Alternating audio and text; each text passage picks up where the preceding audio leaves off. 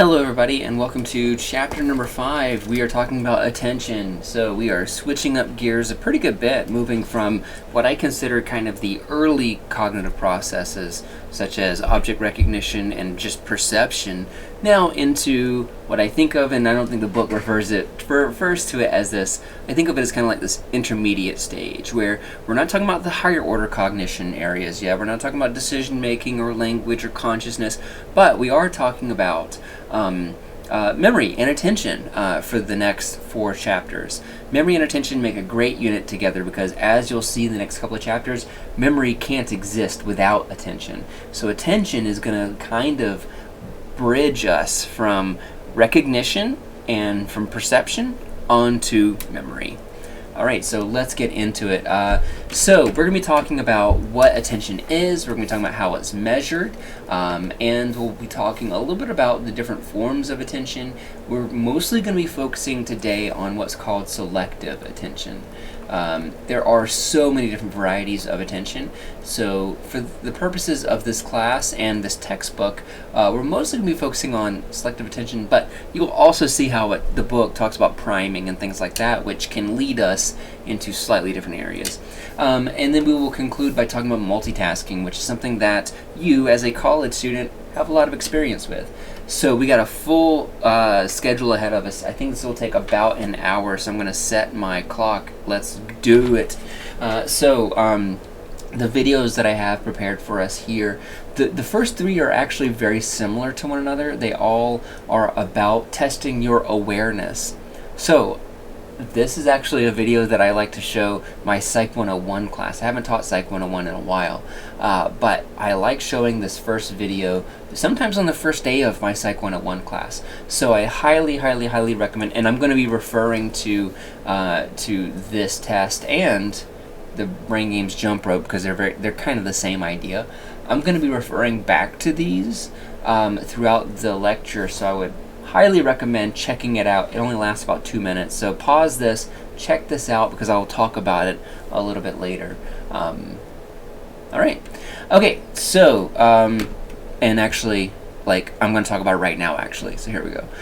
So the video that I asked you to check out, basically what you're going to see are a group of people wearing white shirts and a group of people wearing black shirts, and you're asked to count how many times does the ball pass from hands for each team. I'll ask you to focus on just the white shirts or just the black shirts.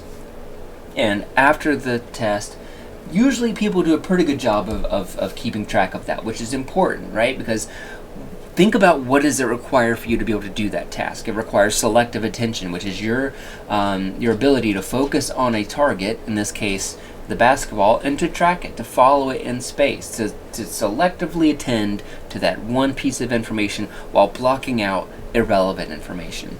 And so you watch it being passed back and forth and so on.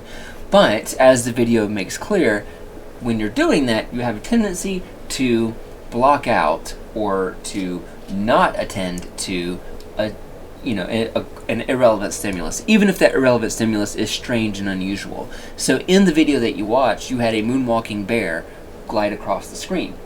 In the original version of this comes from a study that was done in the 1990s. I think it was 1998. Where this Harvard group had basically this footage that you're seeing right here was a video of people passing basketballs, and then somebody in a gorilla costume walks across, they beat their chest, and they continue walking. And one of my favorite kind of fun facts about this is that the article was titled "Gorillas in Our Midst," which is kind of funny. It's a play on gorillas in the mist, if you've ever heard that phrase. Instead, they're doing our midst because they like puns. But the point is, of all this, is that when people are asked to attend to one thing, they can do it, but it comes at a cost, which is that they don't take in information that is irrelevant, that is not associated with that, even if it is something perhaps important. Okay, so let's get into it. We'll be talking about what attention is. If you are focusing on what a textbook tells you, you're going to get kind of a boring definition.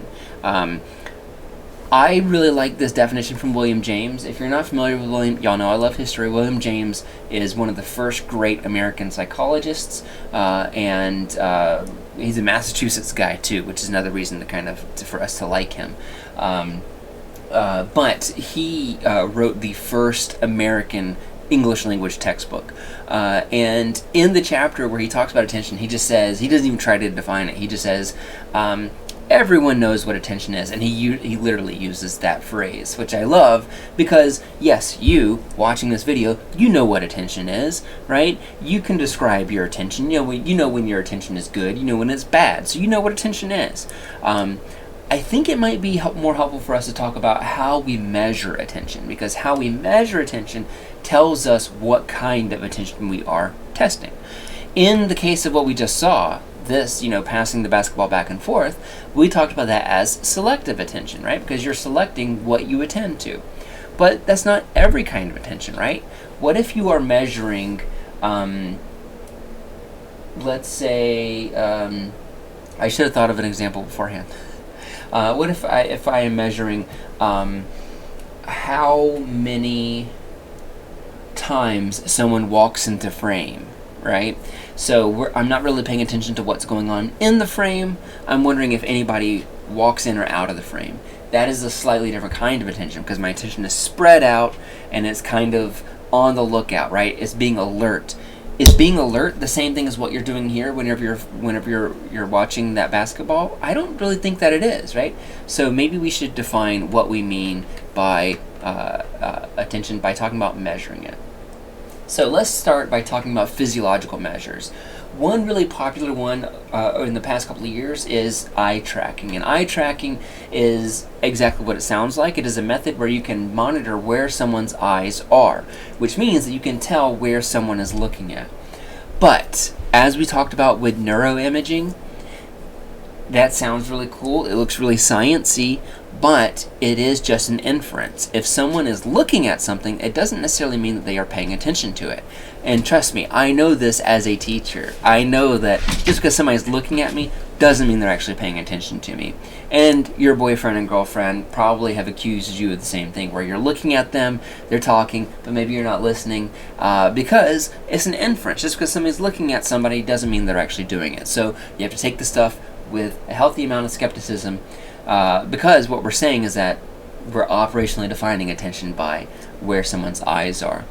And at least for me, somebody who's hard of hearing, if somebody's talking to me, sometimes I will turn my head so that my ear's kind of pointed at them. That doesn't mean I'm no longer paying them attention just because I'm not looking at them. So we got to be careful when we're talking about eye tracking measures, is what I'm trying to say. But there are a lot of different things that we can study if we're looking at eye tracking. One of them is by seeing where someone's eyes are, which is interesting. But we can also look at what's called pupillometry, which is the diameter of your pupil. Because what research has shown is that whenever someone is presented with something that is really difficult, really what they call cognitively taxing, which means that it uses a lot of cognitive processes, when that happens, people's pupils are wider. That means their pupils get bigger. Whenever there's a task that's really easy, their pupils will get smaller. Why does that happen? It has to do with our fight or flight system, which is the sympathetic nervous system. Well, it depends on which, I guess, the fight is sympathetic. The flight is parasympathetic. Sorry, my handwriting is so bad today. I apologize for that. It's because I'm trying to talk while I'm writing. But the parasympathetic is to essentially kind of relax you. The sympathetic is to make you more aroused and alert. So the reason why we have these kind of differences in our pupillometry is because whenever we are engaged in something that is a potential threat, our pupils get bigger so we can let in more light, so we can take in more of our surroundings. Whenever we are at rest, we're more likely to have those pupils get small because we don't need as much light to come in. So we can measure how cognitively taxing, how difficult, how stressful something is by looking at someone's pupils. We can also tell what we think they are paying attention to by where their eyes are looking. This graphic, which is a little bit muddy, I blew it up so you could see it, but maybe it's a little too blurry now. We can look at processing, so we can look at how long are they focusing on a specific point of a screen. We can look at how easy something is to find, so we can look at findability to see how many fixations it took for them to find the target. We can look at processing order, so we can look at the order in which someone's thoughts flow by looking at what things they look at in order. We can look at how easy something is to comprehend, because we can look at how many times they fixate on a specific sentence. If they don't really understand the sentence, they might revisit that and continue looking at it. And we can also look at, like I mentioned, workload or excitement by looking at the pupil dilation. So there is a lot of things that we can look at using eye tracking, with attention being one of them. This figure, I stole this from the textbook. I really like this because this shows that if you're looking at this painting right here, that your attention really depends on what you're asked to do. So if I were to ask you to look at this and just examine it freely, you can kind of see where people's eyes go. That they're looking at these three pieces a lot, they're looking over here. So why is that? Well, they're looking at the faces, and they're coming over here and looking at these faces too. That's whenever you just have somebody just, at their own leisure, look at these types of things. If I asked, I want you to try to tell me how rich are these people, then you can see that people's eyes are generally going to focus on this part of the screen, probably because they're looking for, the furniture and the things in the background. If we ask them to give us the ages of the people, you can see then they are really focusing on the faces, as you can see here. If we ask them to estimate how long the visitor has been away from the family, they're going to look at this, they're going to look at this, and they're going to look at that. So in a lot of these cases, they're looking at faces for the most part. But if you're asking, about objects, you can see that it really kind of spreads itself out in that way. Anyways, this is all using eye tracking. This is what the data looks like. It looks very messy, but you can get an idea of the picture, no pun intended, whenever you look at it. All right, here is another example. You'll see that eye tracking has become very popular in the tech industry, where people look at usability.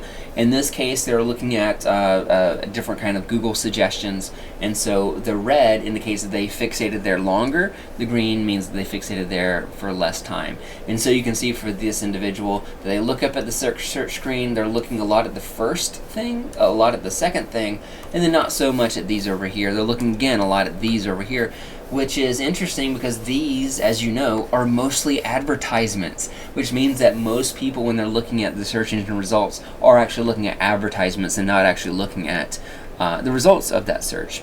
Here is another really cool example. This is a very dated example, though. Y'all probably don't even remember this, but back whenever Barack Obama was president, he rolled out the government-subsidized health care.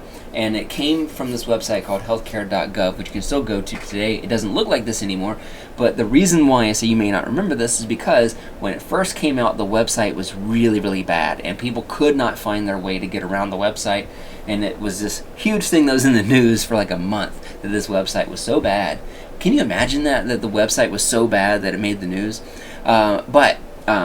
Here's a usability study where they look at what do people look at when they're looking at this study, and when they're looking at this website. The first thing they look at is this guy's hairline for some reason, and then it shoots down here immediately, and then it comes back over here to where it says June, and then from there it goes to the word rejected. That's the fourth thing that people look at on this page. Then they come down here to look at basically some fine print, and they look over here, oh, I'm at healthcare.gov. So you can get a good idea of how people experience the world around them by looking at the fixation patterns here using eye tracking.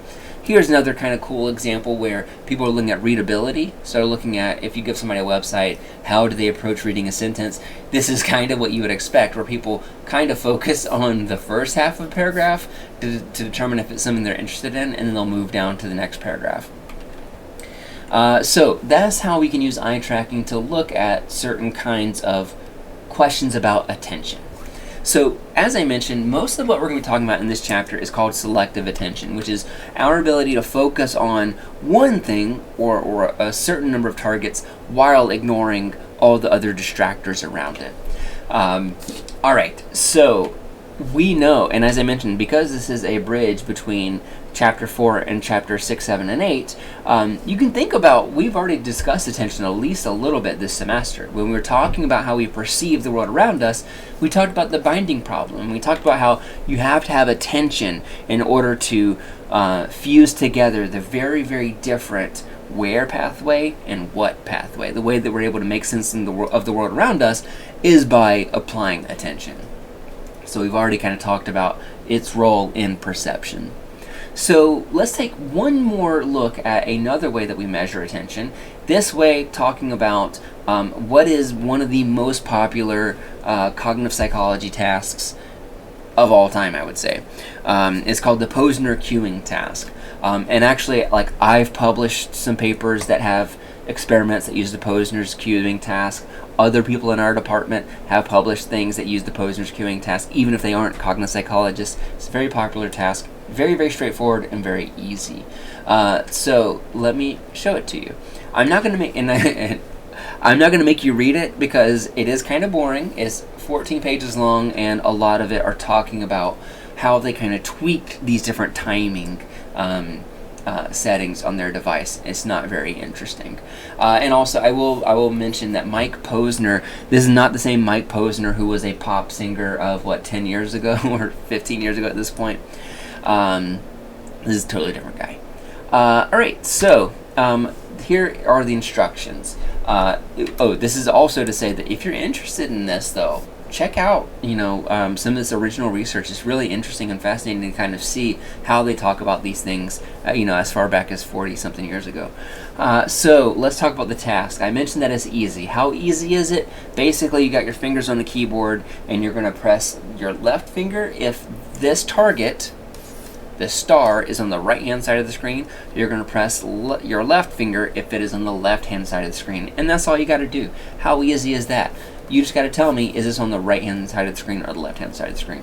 Now, normally in a classroom setting, I make people say this out loud so they can get a feel for it. Because, and so, if you don't mind, if it's not too weird, I would love for you to try this at home, where you have your two fingers out, maybe your hands are on the table, and then you're going to press with your right hand if the star is on the right-hand side of the screen. You're going to press left if it's on the left-hand side of the screen. And I want you to just think about how long it's taking you to do this, and if there are some cases in which it's faster and some cases in which it's slower. Because the most important thing that we're interested in is reaction time. For most people, they're going to get perfect accuracy, so don't get full of yourself, okay, if you make a 100% on this. Alright, so you got a fixation cue. You already know what that is. That means we want you to be looking right here. And so in a moment, I'm going to show you a target. So let's get into it. Alright, so probably there you very quickly pressed over to the left. That is correct. If you press the left, it is correct, because as you can see, we have the star over here on the left-hand side of the screen. Now, before you saw that star, I showed you this rectangle. This rectangle that was on the left-hand side of the screen, then you see the star. This is going to result in usually the fastest reaction times. People are going to be the fastest whenever we show something on the side of the screen that the star will appear on. That is a expected trial. You hear it called expected because we expected that people would move their attention over there because they saw this irrelevant stimulus first, which means that their eyes and their attention are already kind of on that side of the screen. So that is a congruent trial or an expected trial. Let's go through another example. Here we go. So again, hands on the table. How quickly can you go? Alright, so that case, you may have been a little bit slower. And that's because you saw this image projected over here on the left-hand side of the screen, and then the target was over here on the right-hand side of the screen. That's called an incongruent trial. It means that the target and the distractor were on different sides of the screen. Here's another example. Alright, so in that case, there was no distraction.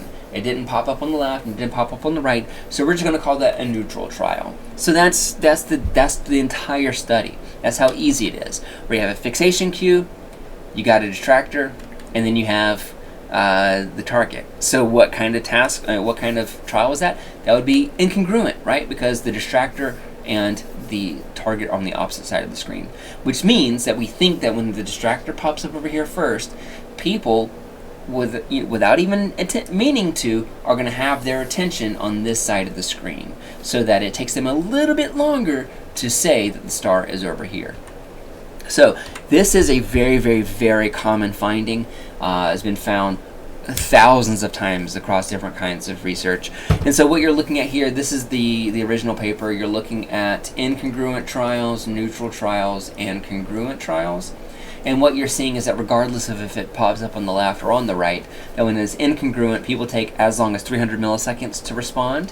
When it's congruent, then people spend about 240 milliseconds. So that's about a 60 millisecond difference.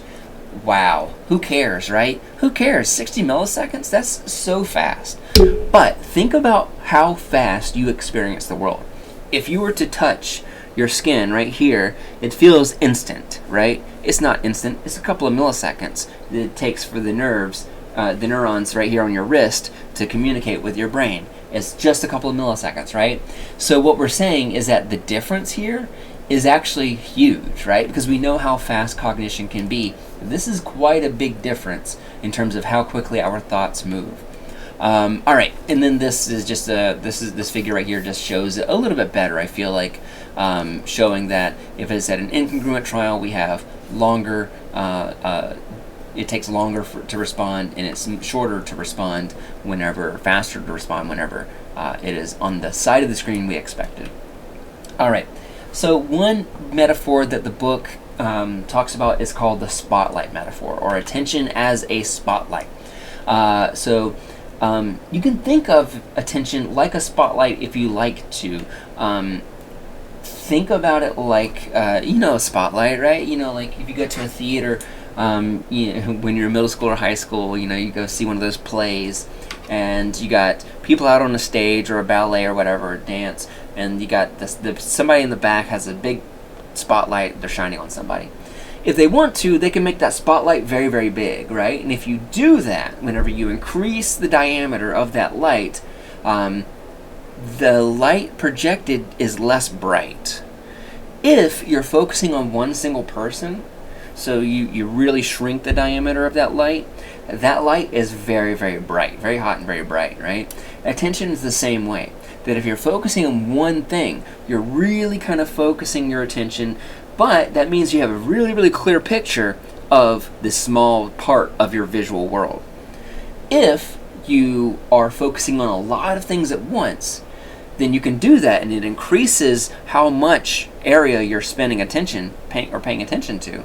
But the cost of that means that the attention that you're giving is not as good.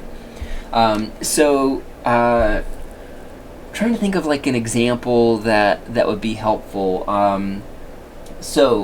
Let's say that you're like playing hide and seek or something like that. You're out in the woods and you're playing hide and seek. If you're out in the woods and you're playing hide and seek, your best bet, and the reason why I'm using this example is because I'm hoping you've maybe tried something like this. I don't know. The other example I was going to use was video games, and maybe I'll give you that second example in a moment. But let's say you're playing hide and seek, because it's less violent if I do it this way, and you're looking for somebody out in the woods. Whenever you do that, usually you are looking around in big, broad areas, and you're looking in one spot, and you're maybe not moving your eyes all that much because you're looking for movement, right? You're looking for a big change in this world around you. But in order to do that, you have to pay attention to a lot of what you're seeing in front of you, which means that you're not paying attention to specific things. So if your friend is wearing camouflage, you may not immediately see them, right? Because you're focused on so much. Now, if you think you see something moving, and then you shrink that attentional spotlight, so you're focusing on just that one tree, then you can probably tell if somebody's wearing camo or if somebody moved at all, because you're focusing all your attention there. So that's an example. Now, the example I was going to give of video games, for those of you that play video games, like play Call of Duty or Fortnite or whatever, especially those first-person shooters, if you think there's somebody out there in your periphery, then usually what people will do is they'll stop moving, right? They'll stop moving and they'll just kind of let their eyes glaze over the whole screen, so they're looking for movement, and once something moves, then that spotlight shrinks down and they can track the thing that's moving. So that's how we can think of attention like a spotlight. The more narrow that spotlight is, the more attention we're allocating to that one area. But the downside is that we can't pay attention to as many things.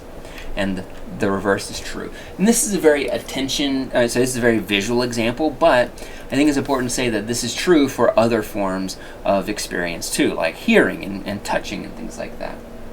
All right, so I'm going to take a quick sip of coffee. Now's a great time for you to take a break if you want to pause it and go get a cup of coffee too. All right, so let's talk about different models of attention. So these are both going to be different kinds of models that kind of explain how attention works. I'm going to be talking about a task called the dichotic listening task. You don't have to listen to it if you don't want to. And I feel a little bit weird about this because this example that I'm giving you, this is an old video that I made once upon a time, and I'm going to tell you this because you may see it on YouTube. Once upon a time, I tried to make like a YouTube channel that was going to talk about like really kind of complex cognitive and sensation perception topics, because they're not easy to find good videos of on YouTube. I thought it would be like a good use of time. And so I made a video about the dichotic listening task.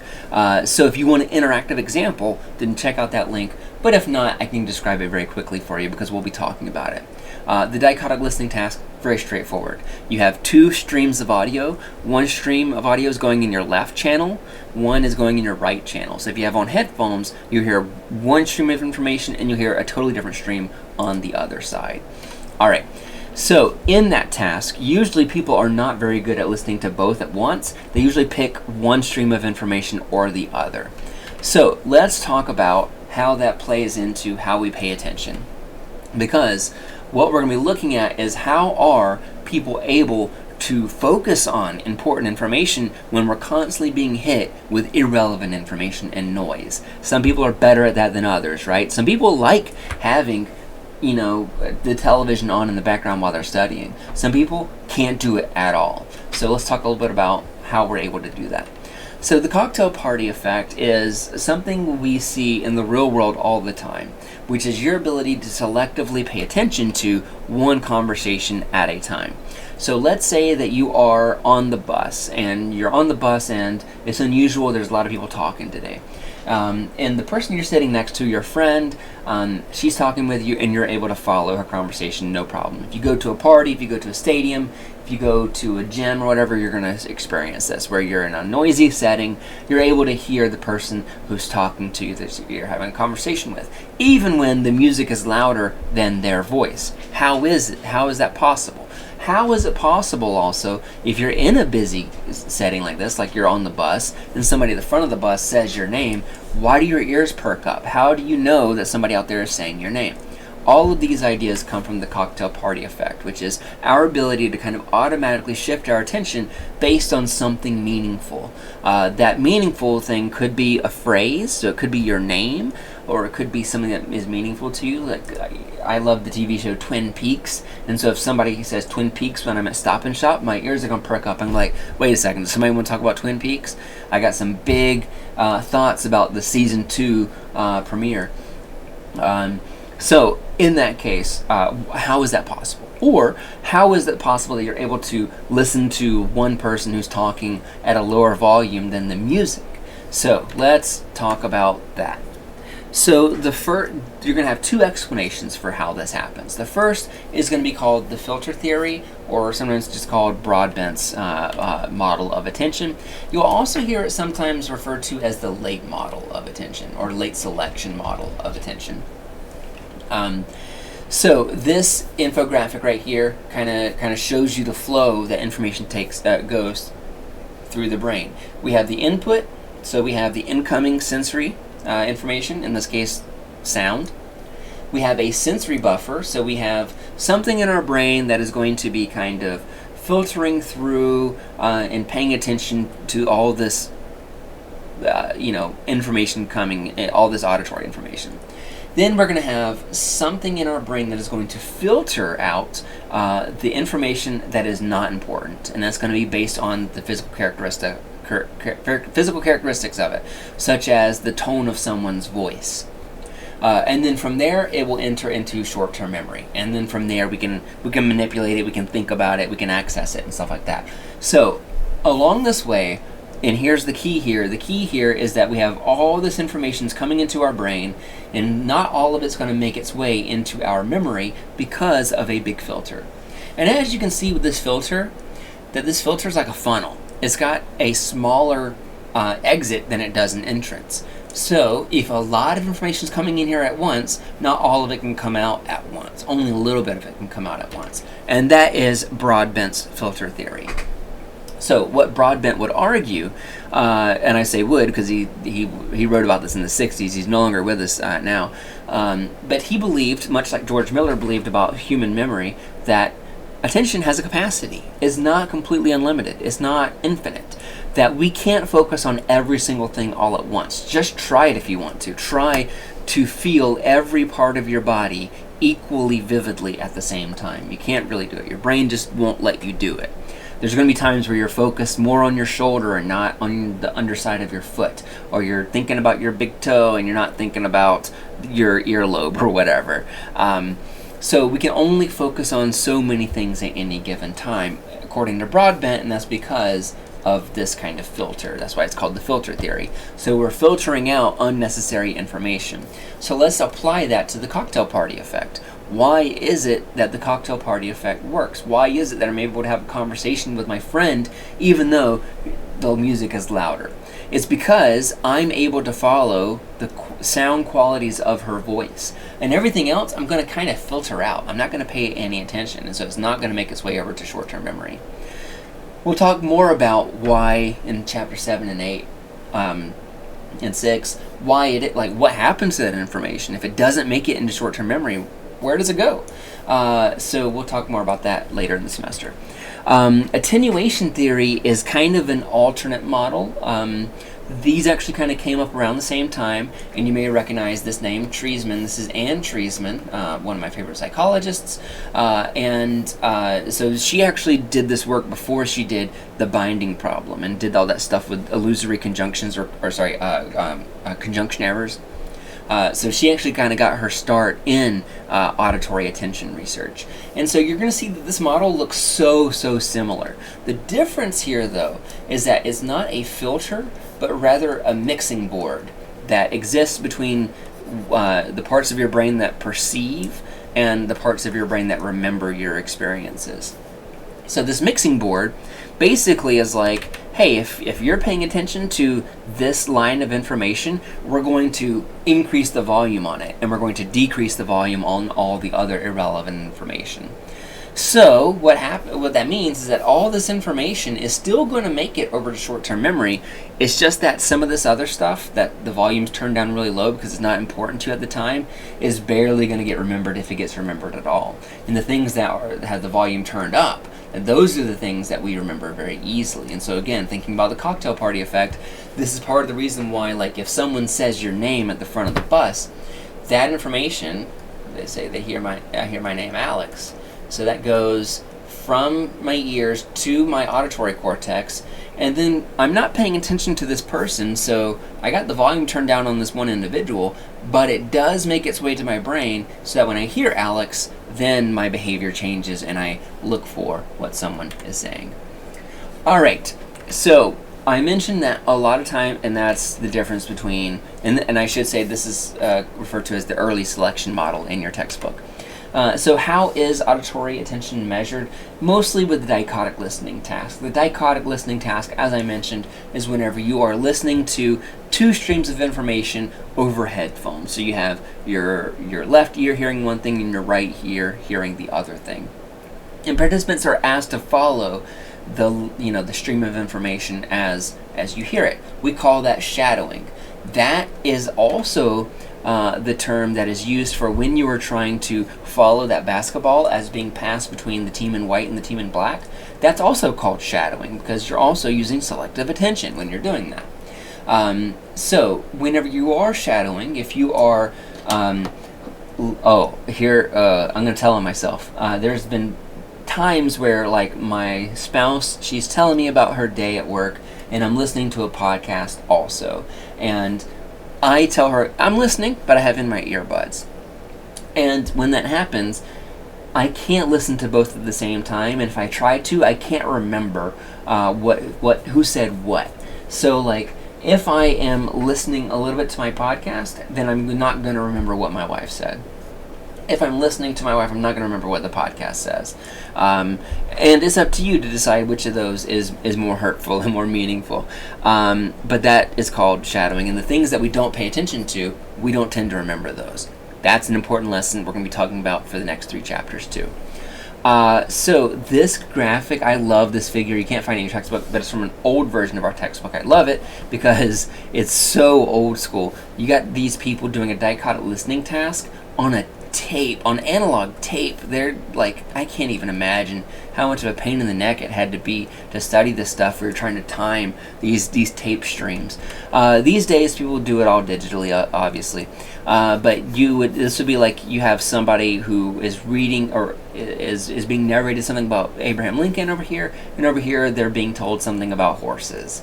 And we ask them to focus just on the Lincoln stuff. And what happens is that they almost completely don't remember any of this stuff over here, but they will do an okay job remembering this stuff over here. And why does that happen? Because of the early selection models and because of the filter models. Those are the explanations for why that happens. This also relates back to top-down processing, if you remember that back from Chapter 3. So Treisman, I spelled that wrong in the slide. Treisman talked about meaningful properties of information. So what she would say is that we have the volume turned up on meaningful properties of information. We have the volume turned down on information that was not meaningful. So what does she mean by meaningful? That can depend based on the context and based on our previous experience. That makes it top down. So if you had headphones in, and one headphone you're hearing we ate 30 rolls, and in the other ear you're hearing 10, 20, pizza, 40, what happens is that our attention can automatically shift from one channel to the next because it will try to make sense of the information you're hearing. So what we'll hear is we ate pizza rolls, or 10, 20, 30, 40. When we do that, because we are following what we think is the meaningful information of that sentence structure. So what we attend to really depends on the context. It depends on so many different things. It depends on, as we just talked about, the sound of someone's voice. This is part of the reason why, like, if you have two people, this happens all the time, like I already told you, I listen to podcasts. If you have two hosts or that have the same kind of voice, it can be really hard to follow them, right? And so it can depend on the sound of their voice, the voice qualities of who you're paying attention to, but it can also depend on what you're saying and what you're trying to remember and what it's about. That top-down kind of processing can also affect this stuff. Alright, so we would either remember we ate pizza rolls or 10, 20, 30, 40. If we were using just bottom-up processing, we would hear 10, 20, pizza 40, or we would hear we ate 30 rolls, because we're just perceiving and processing just what the input is. Alright, I already mentioned this thing about shadowing and about how this is also using the visual attention, where if you have your eyes on something and you're moving along and following it, then that is called shadowing. Trying to think if there's anything else to mention here. And this is part of the reason why whenever you're shadowing, you miss out on the gorilla walking into the video or the moonwalking bear. It's because most of your cognitive resources are being consumed by the target of your attention and not the irrelevant things around it. Alright, so now is another good time to take a quick shot of coffee. I think think we're a little bit past the halfway mark though. So, all right, here we go. So let's talk about central attention or higher order attention at this point. Here though, put a bookmark on this slide because we're going to come back to it throughout this lecture, but also we're going to come back to it a lot in the upcoming chapters, because as you're going to see when we talk about short-term memory, or what's now called working memory, there are three components. There's the phonological loop and a visual spatial sketchpad. For this chapter, they don't matter. Don't worry about them. But what does matter is that the third part of our short-term memory is referred to as the central executive. The central executive is going to be the part of your short-term memory that allocates attentional resources.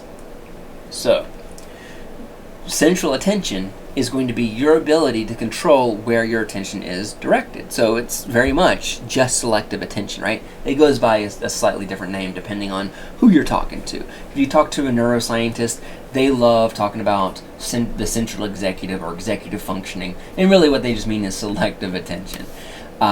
So what about these things that are not just shapes and patterns and the sounds of someone's voice? Like, what happens if we're talking about something a little more complicated than that? What happens is that the rest of the brain gets involved, and there are lots of different areas of the brain that are involved in selective attention. The textbook gives this table, which is really, really helpful. And so you can see, for example, these different these problems that occur in executive functioning, and it gives you the behavioral symptom over here, and then it'll tell you what part of the brain is perhaps responsible for this. So if we're talking about your ability to kind of be alerted, so you didn't hear somebody ring your doorbell or whatever. That could be because you have an issue kind of sustaining your attention. If that's the case, it's probably your right frontal cortex. If you have a problem disengaging from a task, it might be because of your right posterior parietal lobe. If you if you tend to not like sustaining your attention, it could be because of your locus coeruleus. So already here, just this section, just this one behavior of having problems in your ability to be alert can come from three totally separate parts of your brain. That shows you how much of your brain is active all together in order for you to perceive anything and pay attention to it. There's a lot going on, right? This is also why back in chapter 2 I was talking about how you got to be careful about phrenology, that it's not just one part of your brain that handles attention. It's an entire network that allows this to happen. All right. I talked about the anterior cingulate already this semester when I was talking about the ability to make decisions. And so you can see that for people that blurt out answers, it might be because they have a problem being able to inhibit that decision. Excuse me, I got the hiccups. All right, so while we're talking about the central attention or the central executive or executive functioning, one very common way that is studied is using multitasking. I wanted to spend a lot of time talking about multitasking in the lecture here because it's something that college students all have to deal with, and especially you. If you're taking this online, there's a good chance that you're also working, you also got a family, you got a lot of other things in your life that you're also trying to juggle, right? So multitasking is kind of your thing. Some of you right now are multitasking. You're listening to me while you're cooking or something, or while you are doing laundry. That's something that I like to do during boring movies, is I like to fold laundry. Me and my buddy, we love movies together, and if one of the shortcut phrases that we have is it failed the laundry test, which is if a movie is not super exciting and you're like, man, I should be doing something else. Maybe I should be checking my work emails, or maybe I should be folding laundry or whatever. The point is that multitasking, we are all doing it, although we have heard maybe that we shouldn't be multitasking.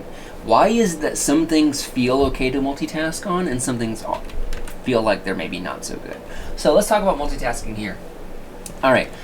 So we can, and this is according to all available research, is that for most people, we can only really kind of focus on one line of thinking at a time. that we can't really juggle two things at a time. And if we do, then we're doing just that. We're juggling. We're moving from back and forth. We're going back, we're not actually doing both together. We're kind of throwing one up in the air, trying to work on one, then throwing that up into the air and trying to work on the other thing, so we're juggling it. So whenever people have tried to study this, they always find the same thing, which is that whenever people are multitasking, generally they are going to take longer and be less accurate than if they were to do things separately. Here is a very, very, very simple kind of exploration of this with the Bryan and Anderson article from the early 2000s, where basically they had participants do two tasks. They're going to see 3 digits. They're going to see 3 numbers, and they have to do 2 tasks. One is that they have to determine whether or not those 2 digits, if you add the first 2, if you add them together, does that give you the 3rd digit? That's a yes or no question. The second task is take the first and last number and multiply them together and report what that number is. So it's just 2 very simple math tasks. So here, I will let you try this. So the first one, do these 2 add up and equal this? Yes or no? We see here, that's yes. And what about task 2? What is the product of 3 and 21? That would be, 3 and 7, that would be 21. All right, so that is the task. That's all they had to do. Now, what they had, this is kind of clever, they had one group do that, but they also had another group basically only respond yes or no to task 1, and then they came through and did task 2 for all the same numbers again. So essentially, they're running through it, they're doing task 1, they're going to run through it again doing task 2. Versus, if they're in that other group, they're going to multitask and try to do them both together. So here we go, here's another example. So try to formulate your own response. All right, for task 1, we would say no, and then for task 2, we would say 50. All right. What about this? Here we got a yes, and we got a 63. All right. So what they found when they did this, and so what you're looking at here, this is how long it would take to do whenever you're doing just one of these versus when you're doing both of them. And what they found is that for both kinds of conditions, whenever you're doing both at once, it takes much longer than if you were to just do verify addition, or if you were to just do general multiplication and then divide it in half to look at how long it would take for you to do one or the other. So what I'm saying here is that if you were to separate these and just do task 1 for all of them and then do task 2, you would ultimately finish faster than if you tried to do both of them together. So multitasking is not good, even if we're doing something as simple as this. And for most of us, we're doing something much more complex than that, right? We're trying to text while we drive. Everyone says they don't do it, but I know that most people are try to pull it off somehow. Or it could be like trying to order food while you're listening to this video or something like that. So yeah, multitasking, not so good. Kind of bad news. But as I mentioned, there are maybe sometimes like you're watching a movie and you're like, man, this is kind of boring. I could probably fold laundry and be totally okay. So why is it that some behaviors feel like they are easier to multitask? That is because of practice. That because practice makes perfect, and also as you practice, you gain expertise in things. And generally speaking, things you have expertise in, you don't have to dedicate as many cognitive resources to. So one of my favorite examples is like playing an instrument and singing. If you've ever tried to play piano or drums or guitar or whatever, if you try to do that and sing, it's very, very difficult. Sorry, my dog is he's scratching, and you could probably, the microphone's probably picking up his collar. It's almost time for him to do this, and he knows what that word is, which is why I can't say it. So that's why he's so anxious and walking around. But, so it looks tempting to try to sing and play an instrument because you see people doing it all the time, but it's very, very hard. And so the point is, with practice singing, or more importantly, with practice on that instrument, over time, you don't have to think about what you're playing. You don't have to think about what your hands are doing. It's automatic. This is the reason why it's so easy to chew bubblegum and walk, because you don't have to think about chewing bubblegum. You don't have to think about walking unless you're a toddler.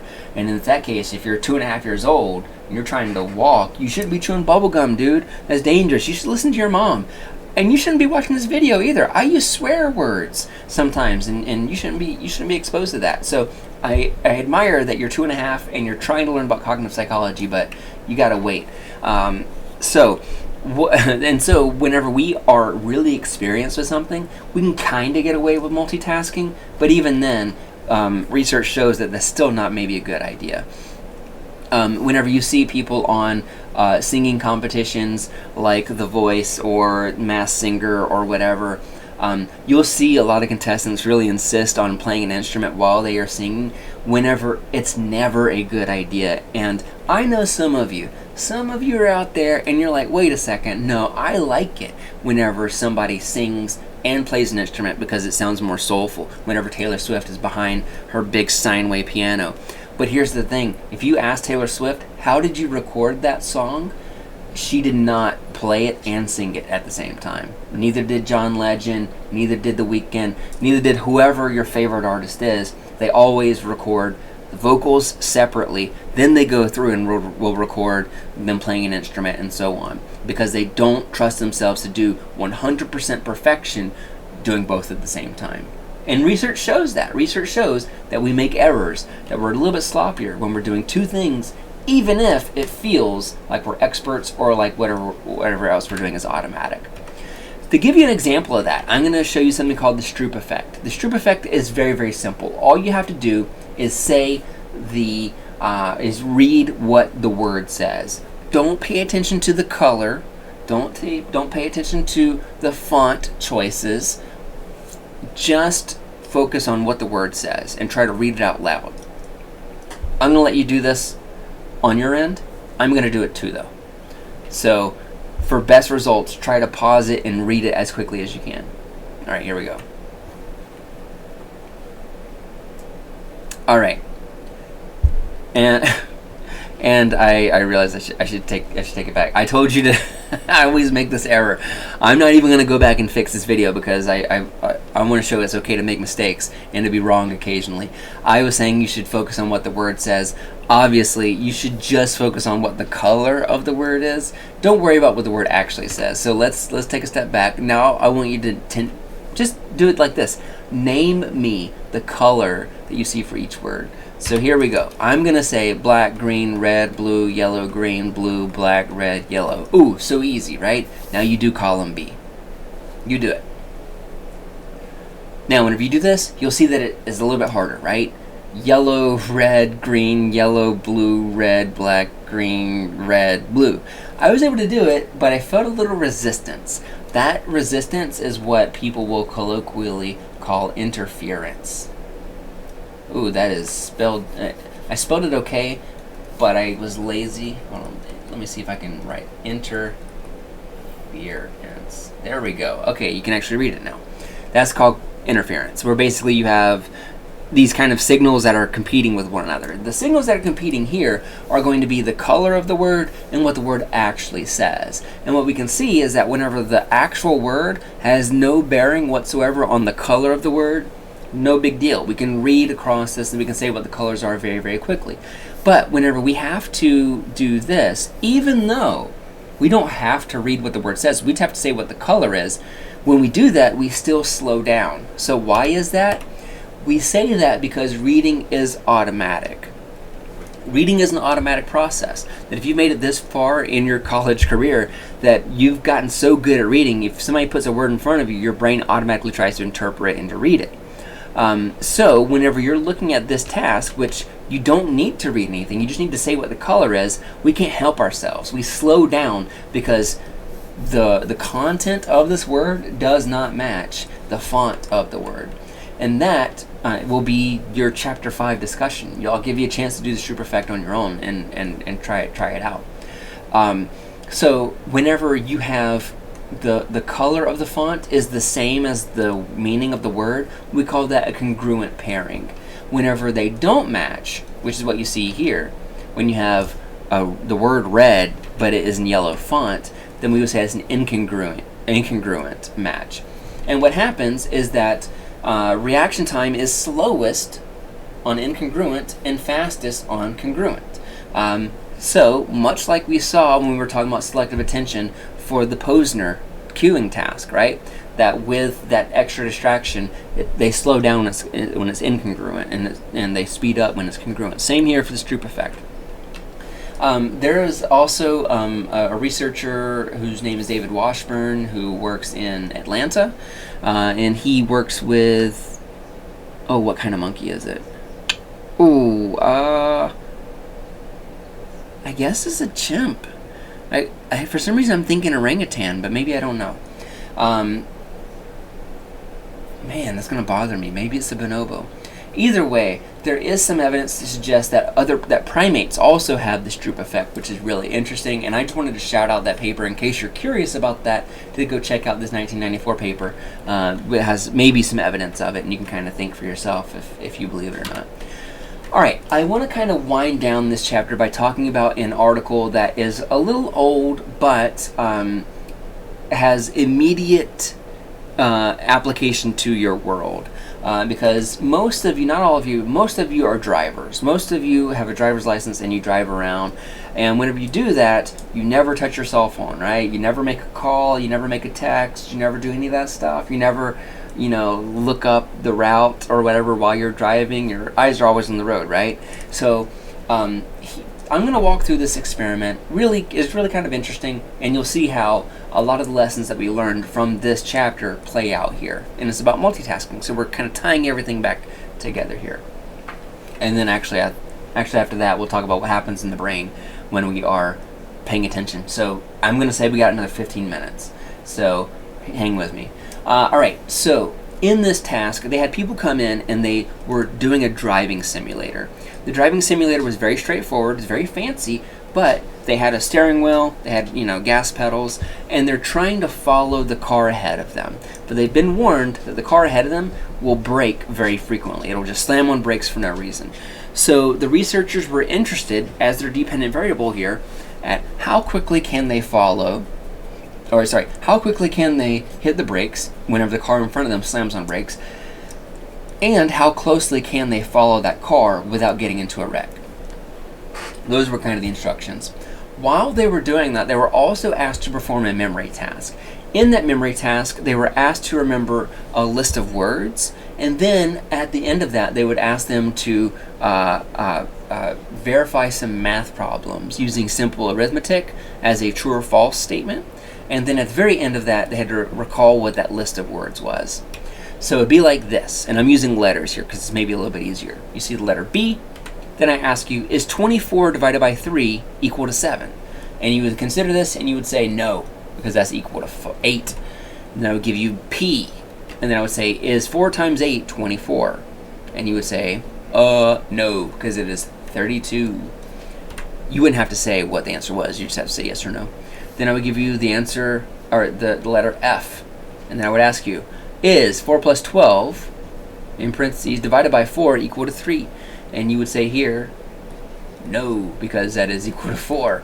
So I guess no is wrong. This one is yes. Sorry. M was the letter after that, and then we go to G. All right, and then at the end, I would ask you, all right, those were 5 letters. Can you recall what those 5 letters were? I knew it was like B, I think a P, M, F. Ooh, what was the other one? I don't remember. G, okay. All right. So that's what they had to do. They had to do that while they were in like a hands-free kind of like voice call while they were following this car. So that's what they were doing. It's a multitasking task, right? That they're doing a memory task while they're also driving. So the question was, does driving affect the memory scores, and does doing the memory scores affect driving? And what they found was, for the most part, yes, that driving does negatively impact your memory. But also, doing this memory task is going to negatively impact your driving as well. So you can think about this task, right, which is really kind of weird. You're in a driving simulator, you're just following this one guy, and somebody is giving you this conversation about numbers and asking you to remember these letters. It doesn't really sound like something that we would experience in the real world, right? That sounds very contrived. There's not a lot of external validity to that particular yeah, so it doesn't really sound. Yeah, I'll let you come to your own kind of conclusions about how applicable you feel like this is to the real world. I think it's really interesting, and yeah, I want you to at least think about it a little bit. May come upon it on an exam, maybe. All right, so here we have the driving measures, and then we have the O-span measures. So this is like the memory task. I'm not sure how much of this you can see because I think my head is somewhere around here. So what you're looking at right here is the reaction time, so how quickly it took to brake. And what you're seeing here is whenever people were just driving. When people were just driving, they were able to brake faster than 1200 seconds.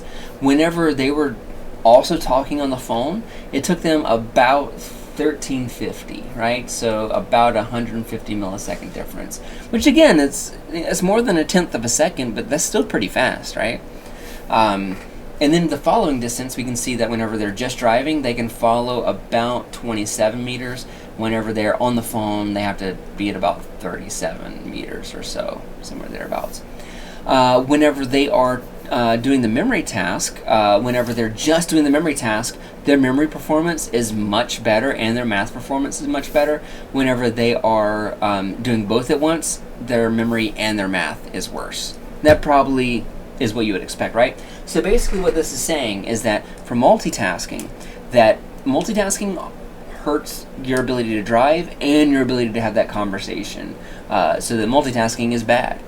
But the really interesting thing about this article, and the reason why I wanted to talk about it with you, is because there's actually a slight kind of wrinkle in their findings, this really kind of weird thing that happened. They didn't expect to find this.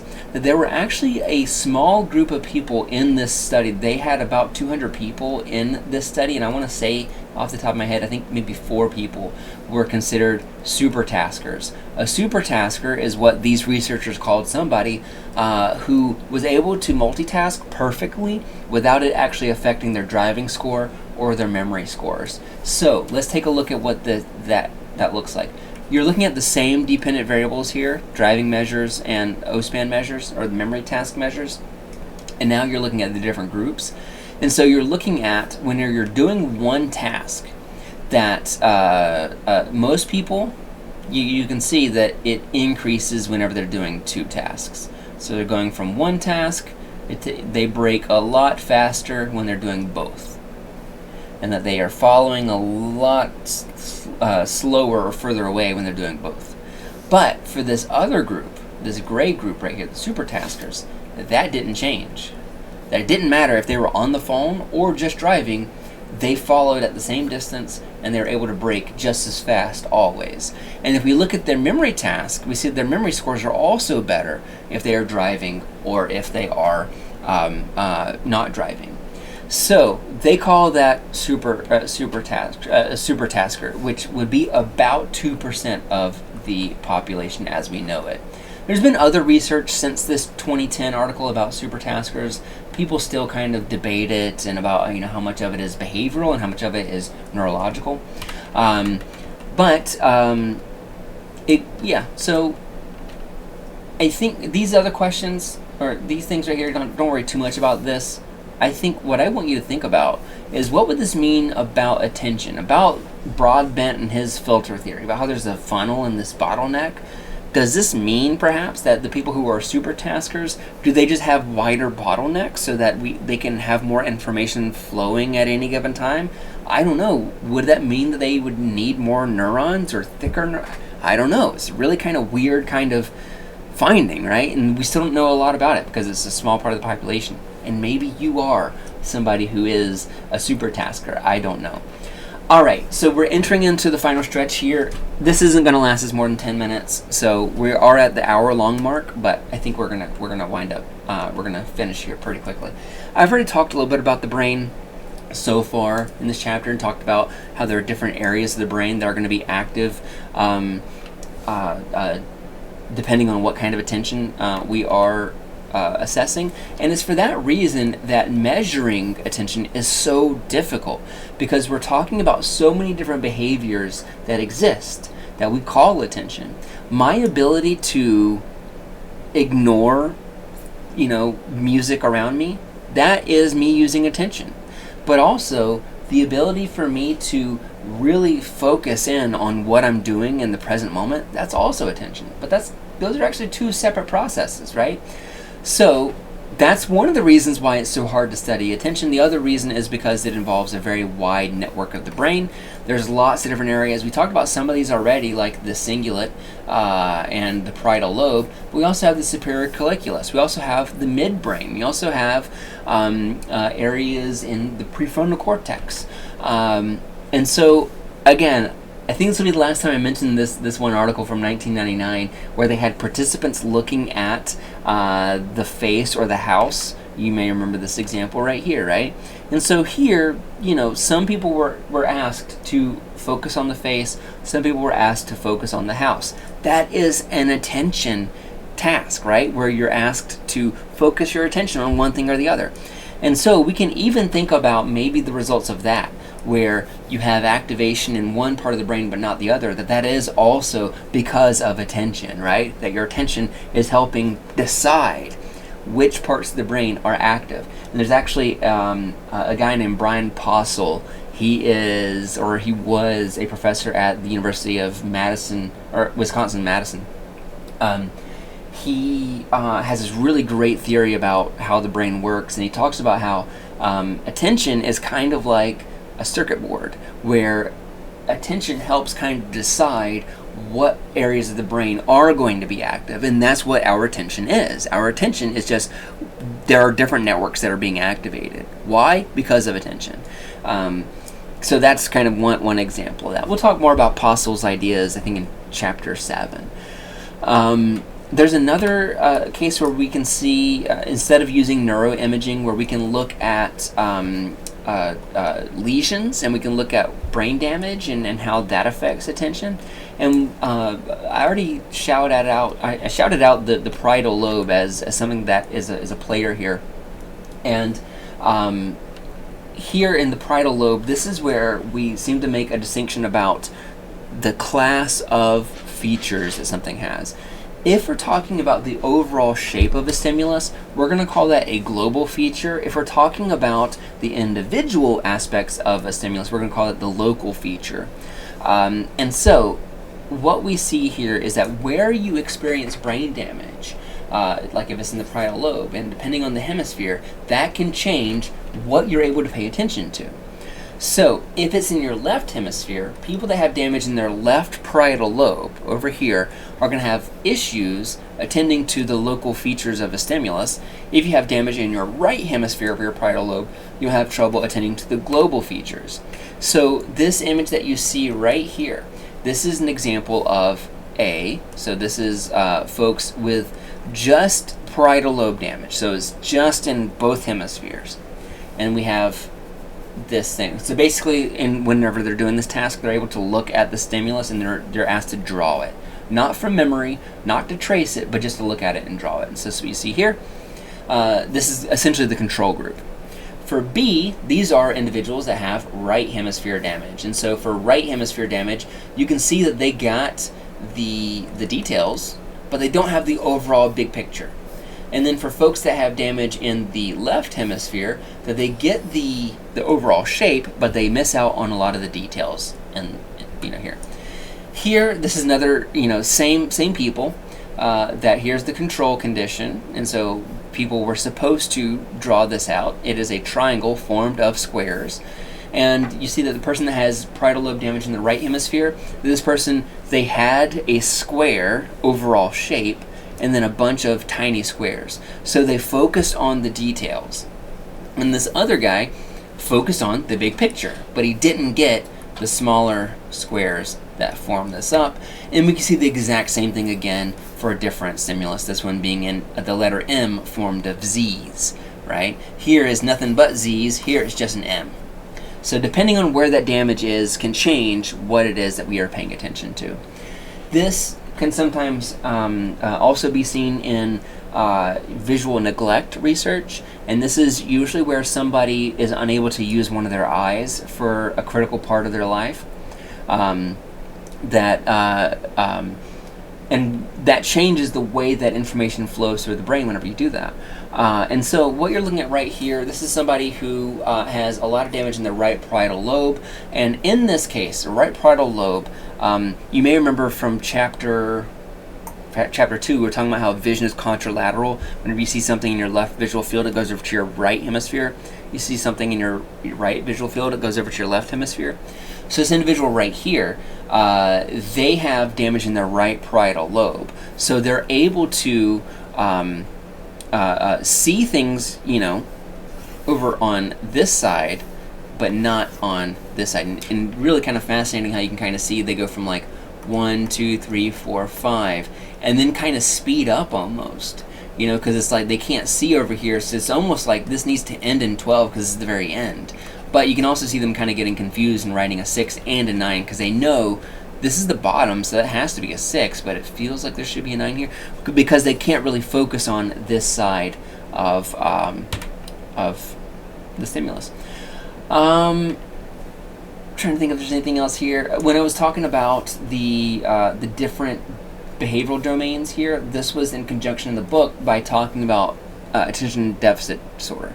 And about some of the areas of the brain that may be damaged whenever people are talking about attention. And I thought that was kind of interesting because I saw at least one person in the discussion for Chapter 2 talking about what areas of behavior would interest you to study. I noticed some people said ADHD, so I wanted to include some info about that because it's talked about in the book. I would say maybe the only thing in the book else that I would highly recommend thinking about is change detection and inattentional blindness. Those are some other concepts that come up in the book that I think are important. I couldn't really find a good spot to fit them in here. But yeah, thank you so much for watching. If you have any questions, let me know. Otherwise, I will see you in Chapter 6, where we will begin our journey into memory. See you later. Bye-bye.